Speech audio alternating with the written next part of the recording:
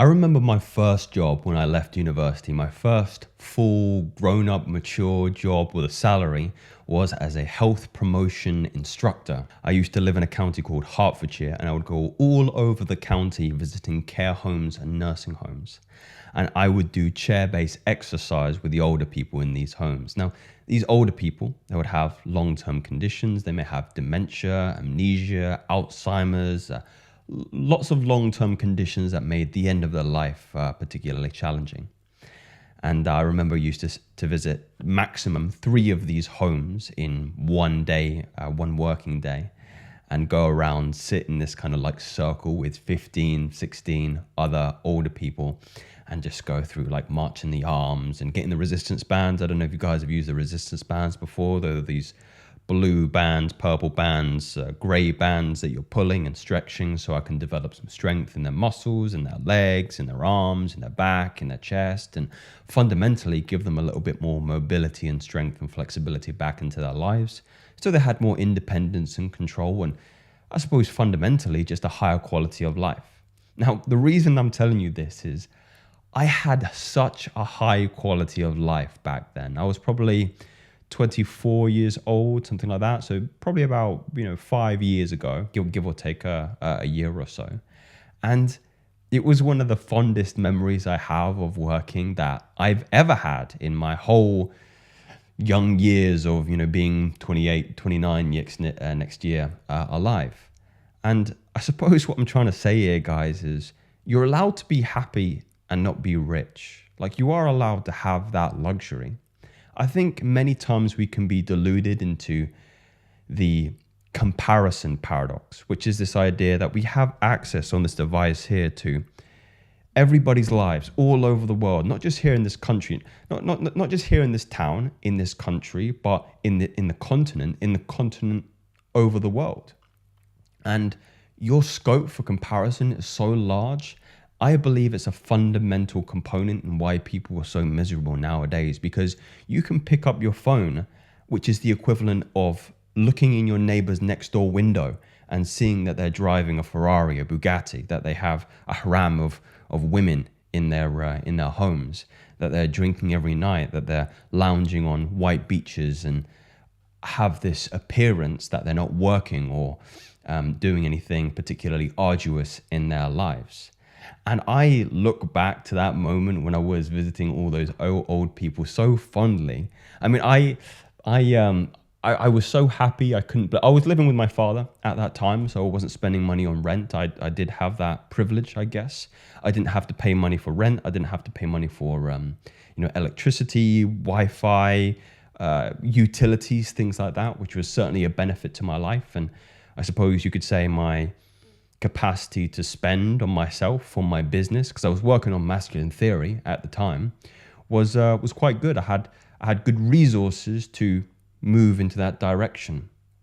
But the days were long. I remember getting up at 6 a.m., going to the gym for an hour, then commuting into London for another hour, working, and then commuting all over Hertfordshire, and then getting back 7 p.m., having dinner, and then working on masculine theory from 8 till 10 o'clock, writing tweets, creating scripts for videos, all these things. But I had such a high degree of quality of life that I believe my temperament and my psychological proclivity to be optimistic, to be gracious, was the initial components that allow me to have this particular life that I have at the moment, which is working for myself, working with my clients, working as a coach. I can be location independent if I want. I do like structure in my life. So, perhaps I'll exercise that luxury in years to come, where I can take my laptop with me and go to places like cliche places like Thailand, Bali, East Indonesia, Philippines, areas like that. But I suppose the impetus and the premise behind this video is that psychological temperament that you have to have, and the paradigm shift that you can be happy with your present circumstances. And in fact, I would argue that a lot of you are better than most people that you see that live in this world today. But your scope, again, for comparison is so large that you've deluded yourself into thinking that your life is miserable, right? I was living at my father's house. Like, I didn't have a place to myself. I was living in a box room. It wasn't large. I remember I used to flip the mattress. My mattress was on the floor. I had to flip the mattress to the wall so I'd have space to put up my tripod on my camera to take a video against my whiteboard. And if you want to have a big laugh at how some of my videos turned out, go back to 2019 on this YouTube channel. They're still up there. I'm standing too close to the camera.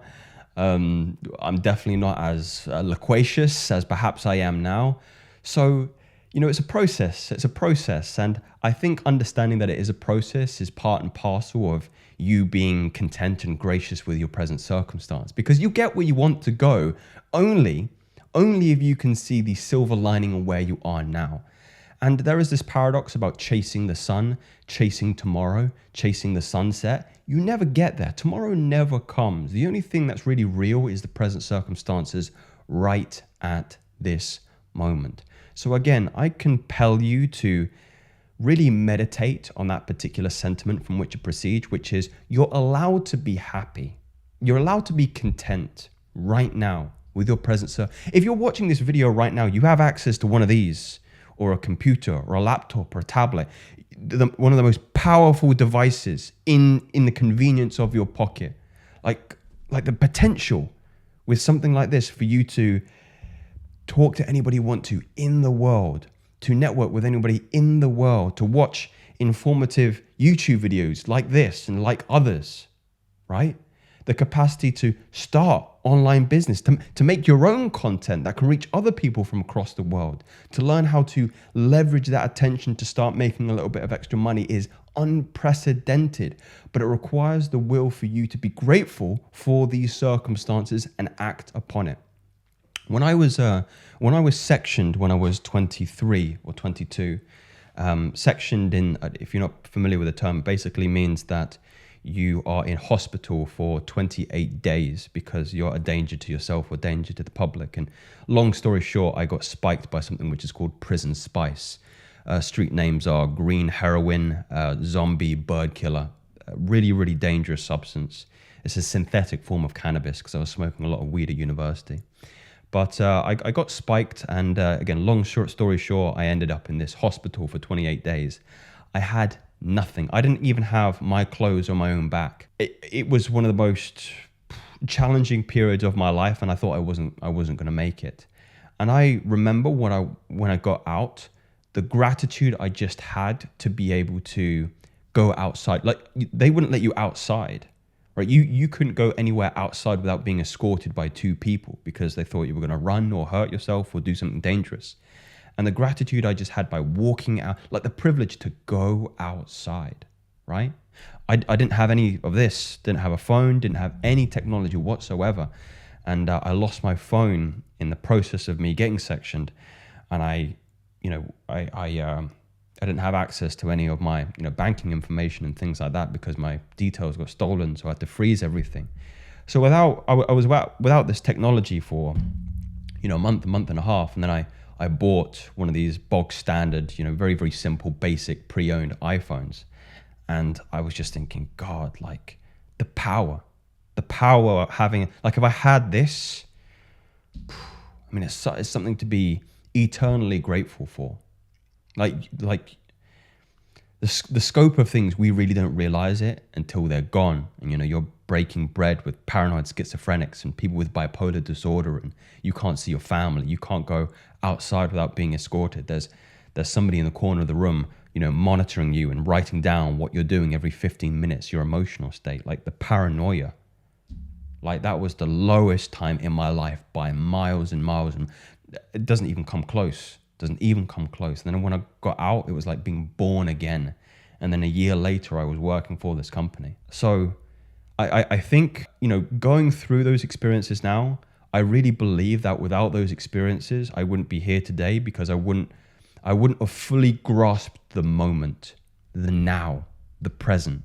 And that's what you have to do. Like, if you haven't had those sobering experiences, I don't want to tell you to do anything risky or put yourselves in danger, but those moments like that, there's two decisions you have to make, right? They can either They can be the impetus from which you gain wisdom, or the impotence in which you characterize yourself as a victim. Like it would have been so easy, right, for me to go, oh, I got spiked by this. I got put in hospital for 28 days. My life was miserable. Like boo-hoo, poor me, no phone, no family, couldn't go outside. It's very easy for me to indulge. And I did indulge that, crying, bawling my eyes out the first time I saw my family. Oh, what have I done, right?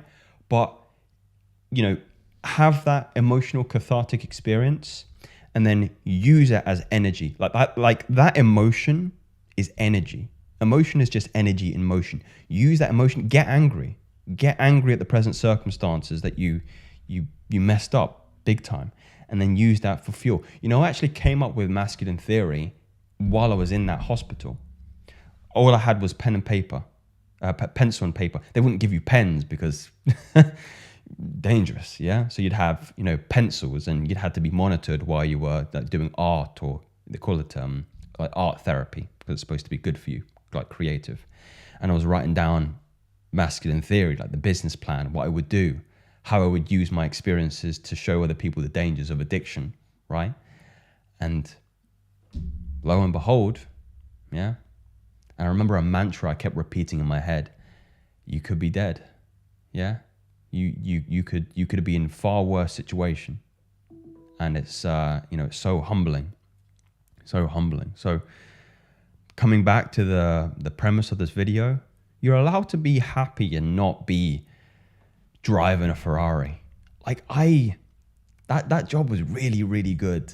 And I remember telling my manager when I quit, because I was moving down south, it was a difficult experience for me, because I told her, I was like, I really enjoy this job. I actually don't want to leave.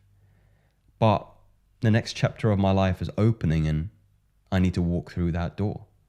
So I suppose my message to you is be gracious, have gratitude, because the universe starts to collude with you. It starts to take your side and goes, Joseph's really grateful for this very, very simple job. It was hard work as well. You're driving around like every single day. You're doing exercise, like 3 different exercise sessions in a day. Like, it's physically taxing, but he's really, really grateful.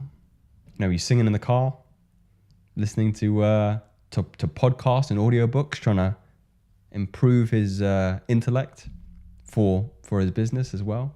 He's working on his business after work as well. Let's give him more. If he's grateful for this, let's give him more.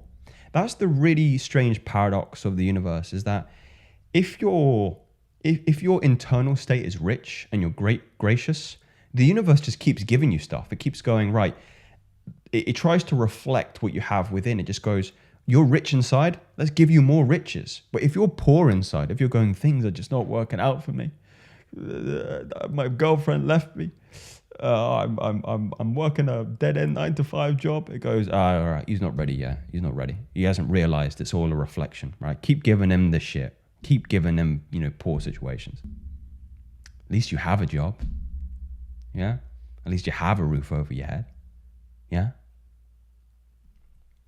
So, something to meditate on.